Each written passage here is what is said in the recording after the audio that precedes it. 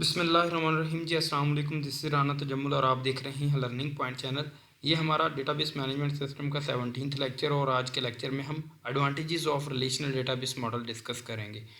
Basically हमने previous जो lecture है उसमें रिलेशनल डेटाबेस देख लिया था कि हमारे पास रिलेशनल मॉडल क्या होता है, रिलेशनल डेटाबेस क्या होती है, और उसके बाद डिफरेंट हमने एट्रीब्यूट्स या आप ये कह लें कि हमारे पास जो रिलेशनल डेटाबेस है इसकी टर्मिनोलॉजीज़ जो है उनको डिस्कस कर लिया था। ठीक है, तो आज के लेक्चर में हम एडवांटेजेस को डिस्कस कर रहे हैं रिलेशनल डेटाबेस मॉडल के। इसमें हमारे पास 5 एडवांटेजेस हैं। सबसे पहले हम देखेंगे simplicity, data independency, structural independency, data consistency and accuracy, easy data retrievable and sharing. Right, तो ये हमारे पास 5 क्या होंगे, हमारे पास एडवांटेजेस होंगे रिलेशनल डेटाबेस मॉडल के। आप सिंप्लिसिटी की जगह पे डेटा इंटीग्रिटी भी कर सकते हैं। राइट, आपकी बुक में जो डेटाबेस मैनेजमेंट सिस्टम है यहाँ पे डेटा इंटीग्रिटी लिखा होगा, ठीक है, जिसमें डुप्लीकेशन वगैरह के बारे में बात की होगी हमारे पास फील्ड बेस पे। राइट, तो इनको हम डिटेल में अब थोड़ा सा डिस्कस करते हैं। ये छोटा सा लेक्चर है वैसे तो चलें हम स्टार्ट करते हैं advantages of relational database model. ठीक है, तो इसमें सबसे पहले सिंप्लिसिटी। जैसा कि आपको पता है हमने हायरार्किकल मॉडल देखा और नेटवर्क मॉडल देखा है। हायरार्किकल मॉडल और नेटवर्क मॉडल, इसमें देखा जाए तो कम्प्लेक्सिटी थी, ये हमारे पास रीऑर्गेनाइज करना बहुत ज़्यादा कम्प्लेक्स होता था। लेकिन रिलेशनल डेटाबेस सिंपलर है as compare to hierarchical model और नेटवर्क मॉडल, क्योंकि हायरार्किकल मॉडल में आपको पता है लाइक अ ट्री होता है, नेटवर्क मॉडल में मल्टीपल पेरेंट मल्टीपल चाइल्ड हो सकते हैं, तो वो बहुत कॉम्प्लिकेटेड हो जाता है। लेकिन रिलेशनल मॉडल क्या है, डिफरेंट टेबल्स होते हैं और उसकी आपस में क्या होती है, कनेक्टिविटी होता है, one to many relation, many to many relation होता है।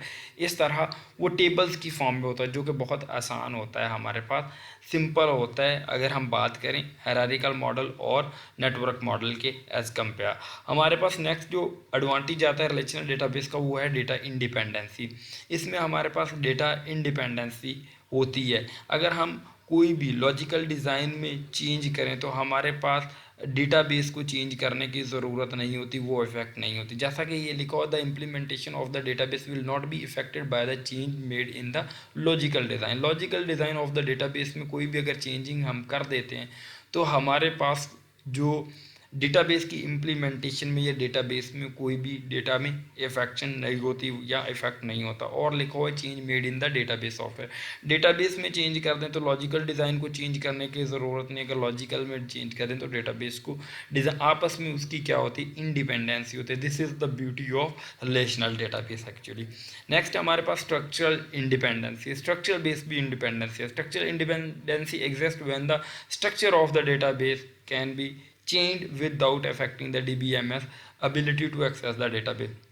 DBMS हमारे पास क्यों यूज़ होता है, ये एक मैनेजमेंट डेटाबेस मैनेजमेंट सॉफ्टवेयर है जो कि हमारे पास क्या कर रहा होता है, हमें डेटाबेस को मैनेज करने में, एक्सेस करने में हेल्प कर रहा होता है। अगर हम स्ट्रक्चरल बेस कोई भी चेंजिंग करते हैं, ठीक है, तो वो डेटाबेस मैनेजमेंट सिस्टम जो होगा उसको इफेक्ट नहीं करेगा, वो वैसे ही डेटा को क्या करेगा, रिट्राइव करेगा जैसे वो पहले कर रहा है।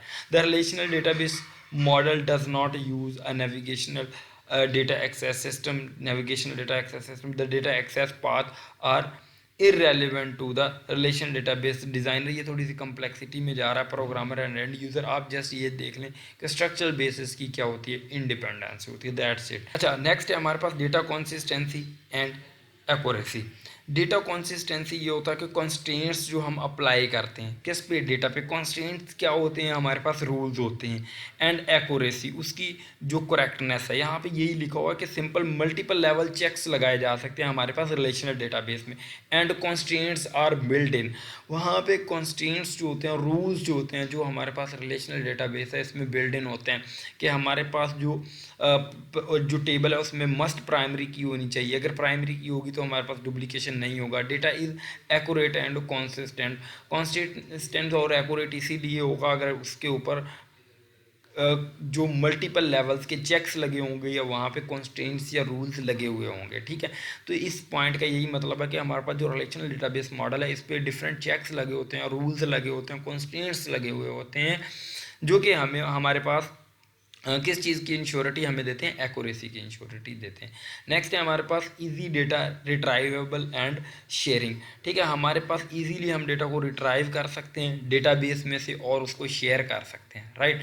रिलेशनल डेटाबेस मैनेजमेंट सिस्टम की एक ब्यूटी ये भी है कि हम इजीली डेटाबेस में से डेटा को रिट्राइव कर सकते हैं और उसको शेयर कर सकते हैं। That's it, basically that was the advantages of relational database model. I hope आपको समझ आ गया होगा, मैंने बहुत सिंपल तरीके से बताया है। ठीक है, अगर आपको समझ आ गई है तो प्लीज़ इस चैनल को ज़रूर सब्सक्राइब करें। इसी तरह टू द पॉइंट मैं वीडियोस आप तक शेयर करता रहूँगा इंशाल्लाह, ताकि आप थोड़े टाइम में जो मीनिंगफुल इन्फॉर्मेशन है उसको समझ सकें। थैंक यू वेरी मच, अल्लाह हाफिज़। और इस चैनल को मत सब्सक्राइब करें।